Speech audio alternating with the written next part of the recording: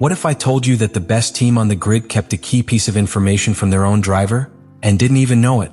Why did Andrea Stella end up furious with her own team after reviewing the data of the number 81 McLaren in Mexico? And most importantly, how can a simple difference in driving style turn a championship leader into a shadow of himself in just 48 hours?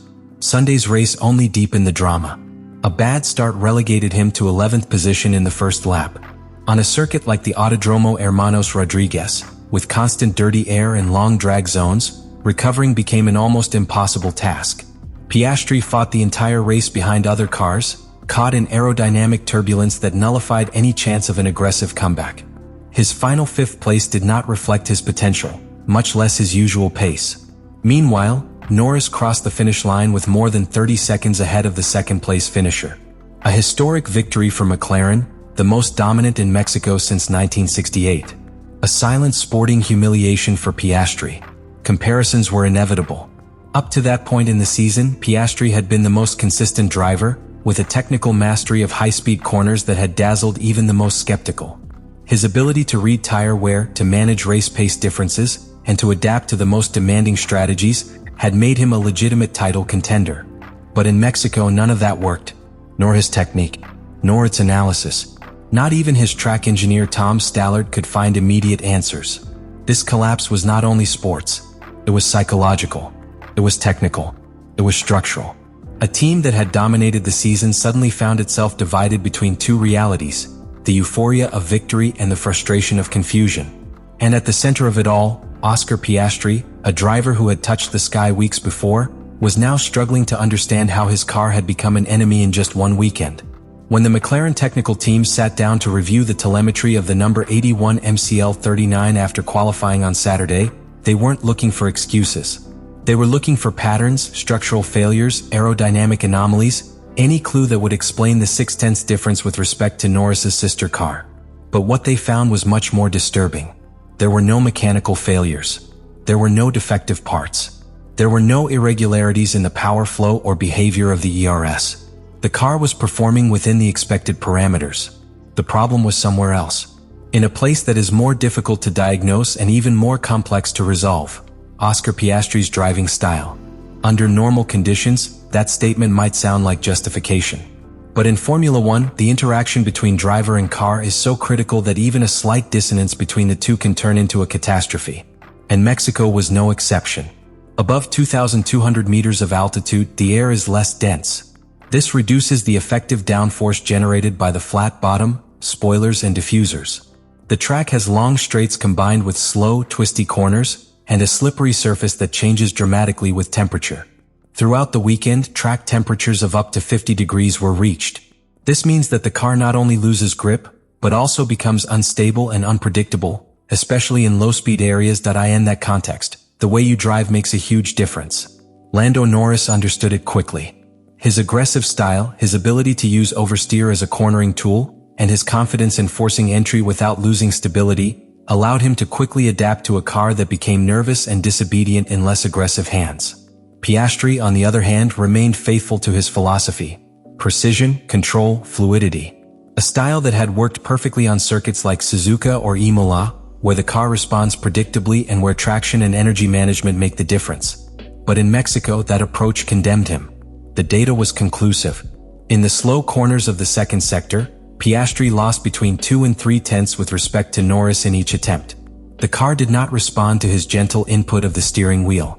The suspension, designed to withstand higher dynamic loads and faster corners, could not find its balance point at the reduced speed.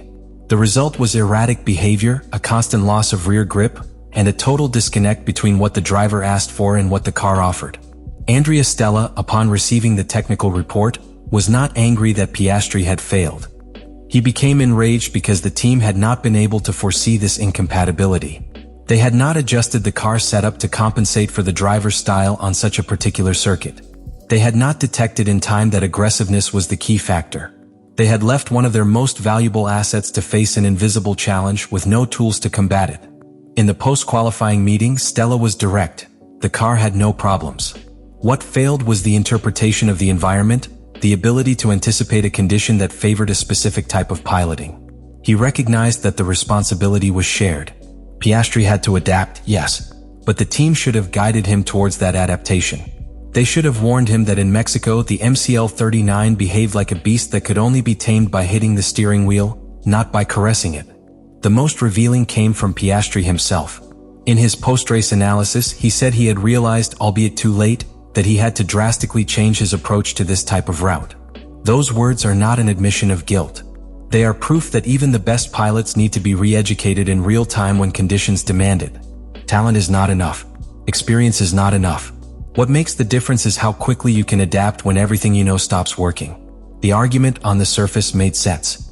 Since the Singapore Grand Prix, when McLaren mathematically sealed the Constructors' Championship, Piastri had begun to lose performance. Not only against the competition but against his own teammate. The differences in classification had become more noticeable, the race strategies more divergent. And in Mexico, 3 elements were added that fueled suspicion. First, the difference of 6/10 between both cars. Second, the controversial radio communication at turn 5, where Piastri reported something strange with the power unit. And third, the decision not to exchange certain key parts of the car, such as the flat bottom or the front spoiler, between the cars. All of this, from the perspective of the average fan, seemed to confirm the hypothesis of unequal treatment. Andrea Stella, however, came out to nip those versions in the bud. He did it with data, with clarity, and with an authority that left no room for interpretation. "There is no evidence of faults in the car," he said. "We have no reason to suspect anything is wrong." And he went further. He explained that component rotation is part of McLaren's standard procedure, that interchangeable parts such as floors or spoilers are subject to schedules defined by wear and mileage, not by favoritism.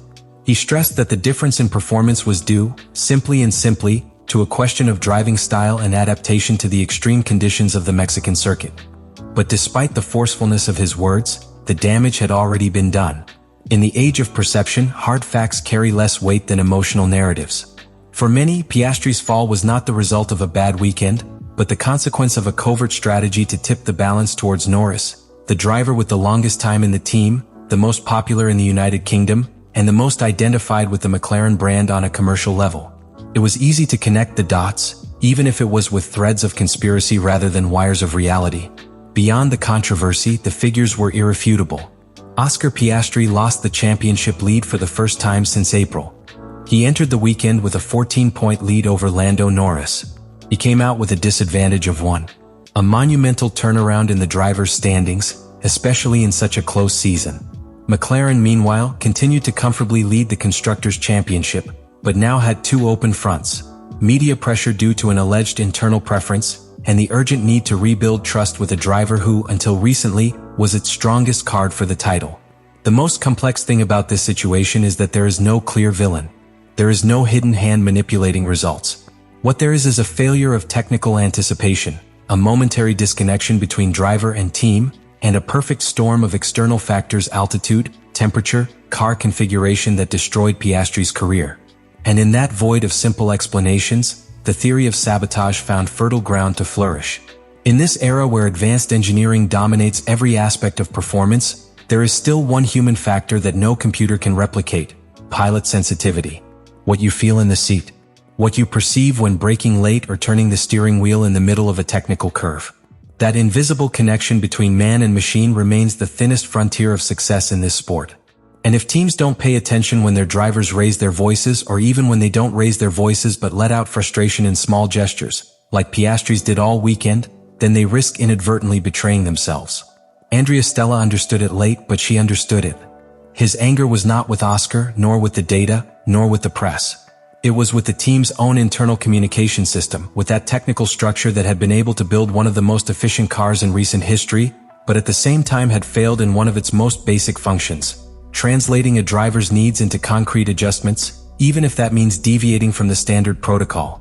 Piastri was not defeated by a technical failure or a wrong strategy.